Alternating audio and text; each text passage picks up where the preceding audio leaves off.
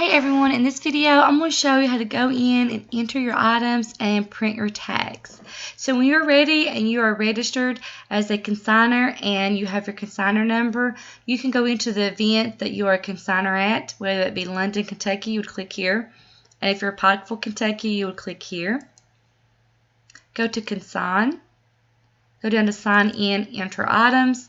Log in using your consignor number. And then you come to a home page. Now, if you're a London consignor, your steps are exactly the same and you should see the same screens.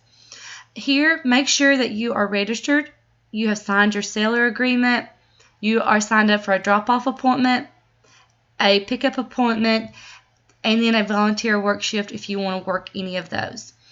Those fill up really quickly, so please sign up for those ASAP. If you do want to be a volunteer, you also be prompted to sign a worker agreement status. So that should be checked if you do that. So go up to Activities menu, click Work with Consigned Inventory. You're going to work with active inventory. If you're on your phone entering your items, you would click here. If you're on your PC, you can click here. They do have a voice option, and I do think though you're not able to discount your items or donate your items if you're using these two options. So if that's something you want to do, I would recommend using the first one or the second one. So click here, and then go and find the category that your item belongs in. If it's a car seat, if it's clothing, if it's shoes, whatever it may be, make sure you find the category it belongs in. We don't take coats for the spring.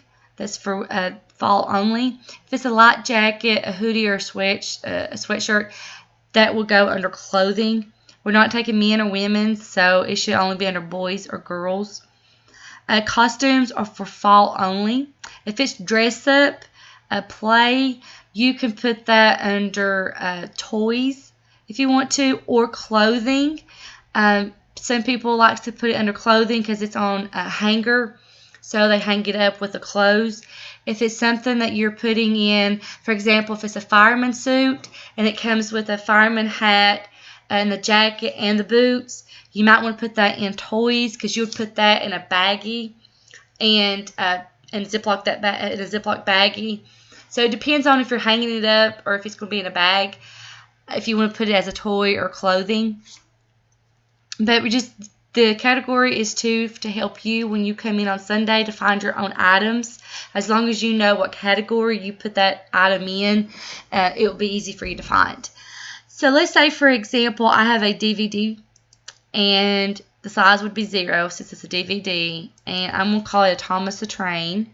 Now, I have entered items before, so every time I enter a description line, it will save that for me. So it keeps you from having to retype a lot of the same, like Children's Place shorts or Old Navy t-shirts. If you've got multiple of those, you just have to click on the description line. I wanted to price this at $2. I only have one, so I'm going to click one.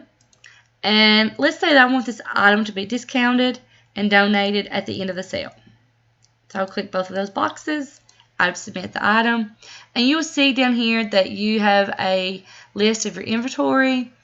Here it tells you how many items you have in your inventory and the value of it. So I have another, let's say this one is clothing. It's a 2T. So I'll go down to 2T. It's new with tags. So I'm going to put NWT. Children's Place. Let's say it's shorts, and they're blue. I'm going to price this at $4, let's say. And let's say I have twins, and I have 2 of the exact same items.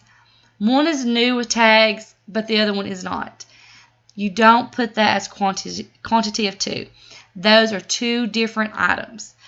So make sure that if you've got 2 pairs of shorts from Old Navy, one's blue and one is green, you enter that as 2 separate items. This quantity of 2 is if they're exactly the same, they're both used, or they're both new with tags.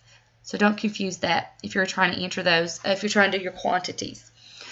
I do not want these donated or discounted on Sunday, so I will unclick those boxes. I'll click Submit Item, and there you go. An easy kind of way to do this, if you have a lot of items, if you've got a lot of toys and bigger items, go to your building or your garage, wherever you have these stored at, with a piece of paper, make a list of what you have, come to the computer or to your phone, enter those in, print the tags, then you can go back and just put your tags on those toys or items. You don't have to enter all your items at once or print your tags all at once. So let's say, for example, I'm going to go ahead and print these. I suggest you print 10 at a time or print all of them at once because you can fit 10 on a page. I'm ready to print those, so I'm going to go to Return to Inventory menu, go down to Print Tags. I'm going to print all my tags. If you're ready to do that, you have a printer ready, you can do the HTML. Just make sure your pop-up blocker is off because it will not generate the page for you if it's on. If you don't have a printer and you've got to print these tags at somebody else's house, you can make a PDF form, save it on a jump drive, and then just take that with you wherever you need to go and print those off at. I'm ready to go, so it's going to generate the form. I'm just going to right click, click print, and it will take me to my print screen.